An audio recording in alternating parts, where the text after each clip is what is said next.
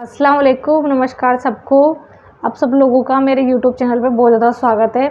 जैसा कि आप लोग सब जानते हैं कि आए दिन कोई ना कोई ऐसे केस होते रहते हैं जिसमें इंसानियत को, मानवता को शर्मसार करती हुई जाने कितनी स्टोरीज़ और जाने कितनी न्यूज़ हम या तो ऑनलाइन न्यूज़ पढ़ते रहते हैं या फिर हम न्यूज़पेपर्स में पढ़ते रहते हैं आए दिन हम, जिसकी वजह से हम सब लोग बोलते हैं कि शायद इंसानियत ख़त्म हो गई हमारे देश में या राज्य में या सिटी में।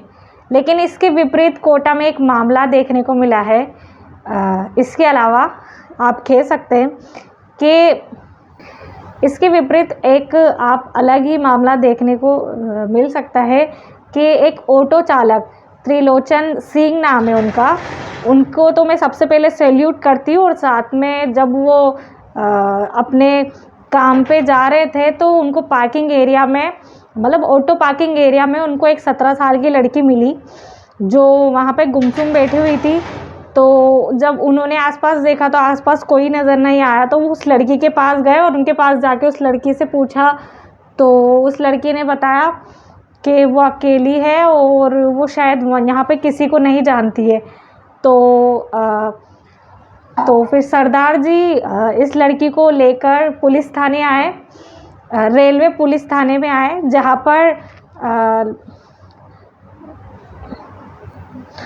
पर 2-3 सुरक्षा बलों ने उस लड़की की काउंसलिंग करवाई पुलिस को बुला के, और बाद में उस लड़की को किसी संस्थान में दे दिया, बाल कल्याण समिति को सौंप दिया, जिसकी वजह से आज वो लड़की सुरक्षित है। आप लोग खुद देखिए कि जब हमारे देश में जाने कितने ऐसे मामले होते रहते हैं जिसकी वजह से मानवता शर्मसार हो जाती है, तो लोग बाग कई बार लोगों की हेल्प करने से पहले भी सोचते हैं 100 बार। लेकिन फिर भी ऐसे मामले होते रहते हैं हमारे देश में, लेकिन उनको उजागर नहीं किया जाता। जो गलत मामले होते हैं और जो संगीन मामले होते हैं उनको उजागर किया जाता है। मेरी आप लोगों से यही अपील है कि जब भी कोई ऐसा मामला हो या भी कभी आपको ऐसा लगे कि कोई मुसीबत में हो, तो आप प्लीज़ उसकी हेल्प करिए और जितना हो सके उन लोगों को सेफ फील करवाइए जो ऐसी सिचुएशन में खुद को अकेला पाते हैं। और साथ में हमारे देश में जो ऐसे हालात बन रहे हैं जहाँ हिंदू मुस्लिम या सिख ईसाई को लेकर जो सांप्रदायिकता हिंसा चल रही है, प्लीज़ उनसे दूर रहिए। और हमारे देश में हिंदू मुस्लिम सिख ईसाई सभी एक साथ ही है और एक ही भाई है। ये सिर्फ और सिर्फ सियासी लड़ाई है, सिर्फ और सिर्फ ये लोग बाग चुनाव की वजह से ये सब गंदी फसाद फैला रहे हैं और कुछ भी बात नहीं है। और साथ में जो ये हमारे देश में जो अगर आप लोगों को लगता है गलत हो रहा है तो उसके खिलाफ़ आवाज़ उठाइए। अगर आप आवाज़ उठाओगे तो हो सकता है कि किसी के लिए वो एक चिंगारी हो, वो आवाज़ जिसकी वजह से लोग बाग बैठे हुए हो कि भाई कोई हो जो हमें सपोर्ट करे और साथ में हमारी आवाज़ की आवाज़ बने। तो इस तरीके से आप लोगों को लगता है कि अगर आप लोग इन ऐसे लोगों की मदद कर सकते हैं जो किसी के दबाव में या फिर किसी मुसीबत में, तो उन लोगों की मदद करिए और जितना हो सके अच्छे काम करिए। आप अच्छे काम करोगे तब जाके ही सब कुछ पॉसिबल है। और वैसे भी आप लोग खुद देख ही रहे कि हमारे देश का माहौल कितना ज़्यादा ख़राब होता जा रहा है, क्योंकि मानवता को हमारे देश में आए दिन शर्मसार करने वाली चीज़ें होती रहती है। आए दिन डकैती, किडनैप, यहाँ तक कि रेप केस। और साथ में मैं एक और मामला पढ़ रही थी दैनिक भास्कर के अंदर, ये जो मामला है ये भी दैनिक भास्कर न्यूज़ का ही है। एक और मामला पढ़ रही थी कि मैं मतलब कि एक आदमी है गांव का, तो वो किसी ज़मीन के मामले की वजह से वो किसी तहसीलदार के पास गया गांव के अंदर। तो उस तहसीलदार ने उससे रिश्वत मांगी 3 लाख की।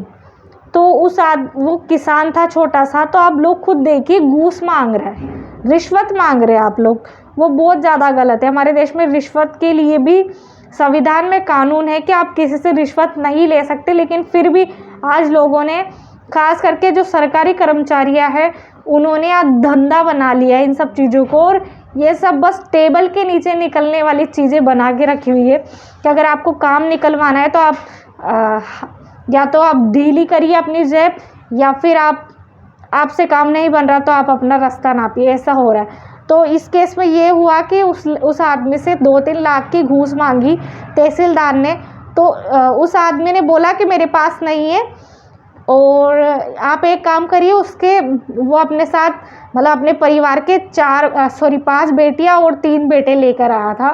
तो उसने बोला कि जब मेरे पास पैसे आ जाएंगे तो आप इन बच्चों को रख लो अपने पास, और वो उन बच्चों को वहाँ छोड़ के आ गया, और वो बच्चे वहीं पर रहते। फिर बाद में जब पुलिस को इसकी संज्ञान मिली तब जाके पुलिस ने इस मामले की दबिश दी।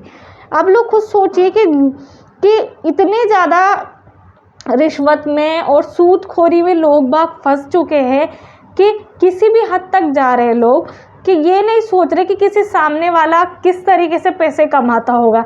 ये लोग तो बस अपना मुंह खोल देते हैं, मुंह खोलने से काम नहीं चलता। और इसके अलावा एक और न्यूज़ पढ़ रही थी कि 30,000 एक लेडी की इनकम है, और वो सरकारी कर्मचारी है। उसके पास 10 तो ट्रैक्टर है और 10 उसके पास कार है, ज़मीन जायदाद उसके पास करोड़ों की है, करोड़ों का उसका बंगला है। तो समझ में नहीं आ रहा यार कि जब इतना सब कुछ उसके पास है तो फिर उसकी सिर्फ 30,000 ही इनकम सोर्स कैसे? ये तो कहीं ना कहीं का बहुत बड़ा माजरा लगता है, कहीं ना कहीं का बहुत बड़ा गैंग है भैया जो लोगों ने बना के रखा हुआ है। तो आप लोगों से अपील करती हूँ, प्लीज़ अगर मेरा वीडियो देख रहे हैं तो प्लीज़ भ्रष्टाचार, गरीबी, इनको दूर रखिए, ना कि आप रिश्वत मांगिए। आप रिश्वत मांगोगे तो ऊपर वाले को क्या जवाब दोगे आप लोग? क्योंकि आप अभी तो खा लोगे, लेकिन बाद में जब वो आप निकलेगी ना आपको, तो वो बहुत दर्द देके निकलेगी इसी चीज़ें आपको। इसलिए जितना हो सके ना, जितना कमा सकते हो उतना ही कमाइए। ऐसा ना करिए कि ज़्यादा कमाने के चक्कर में आप किसी की हाई लो, क्योंकि अगर किसी की हाई लेना बहुत ज़्यादा गलत है। इसलिए जितना हो सके किसी की हाई मत लीजिए। जब आप किसी की हाई लोगे ना, तो वो उस आदमी की हाई, तो वो आवाज़ तो नहीं आएगी, लेकिन वो आवाज़ अल्लाह सुनेगा, और वो जानता है जब बदला लेने पे आता है तो वो किसी की नहीं सुनता। इसलिए जितना हो सके इसी चीज़ों से दूर रहिए, जो लोगों की हाई का आप नाम बनो और साथ में आप जरिया बनो। और बाकी आप लोग को समझदार हो, जो देश का माहौल चल रहा है उससे दूर रहिए। अगर आप ऐसी चीज़ों में इन्वॉल्व होंगे तो आपके लिए ही गलत है। आपके दिमाग में और ये सब चीज़ों की वजह से सिर्फ और सिर्फ गलत ही ख्यालात आएंगे और कुछ नहीं आएंगे। और ये केरला स्टोरी जो बनी है, बहुत से लोग बात बोल रहे सही है, लेकिन मैं बोल रही हूँ कि ये सिर्फ और सिर्फ सरकार ने एक तरीके से इंसानों को भटकाने का मुद्दा बनाया चुनाव के लिए, और कोई ज़रिया नहीं है। जब स्टार्टिंग में जब फिल्म बनाने वालों ने बोला था कि 32,000 लड़कियां गायब हुई है, तो फिर बाद में तीन ही लड़कियां कैसे रह गई भाई?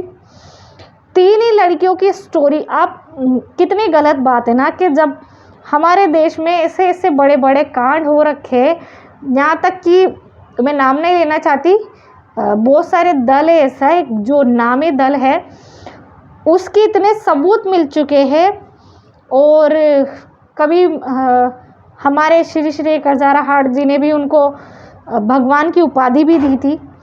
तो आप लोग कुछ समझदार है अगर सोचने वाले हो तो इनके खिलाफ इतने सबूत मिल चुके, लेकिन कोई कार्रवाई नहीं हो रही है। हमारे देश का माहौल बहुत ज़्यादा बिगड़ चुका है, लेकिन इंसानियत को हमें अभी ज़िंदा रखना होगा। अगर हम इंसानियत को अभी ज़िंदा रखेंगे तो आने वाली पीढ़ी हम लोगों की वजह से कुछ अच्छा सीख पाएगी। बाकी आप लोग कुछ समझदार हो। जय हिंद, जय भारत, अल्लाह हाफिज़। और वंस अगेन मैं सरदार जी को सैल्यूट करना चाहती हूँ। अल्लाह हाफिज़, बाय बाय।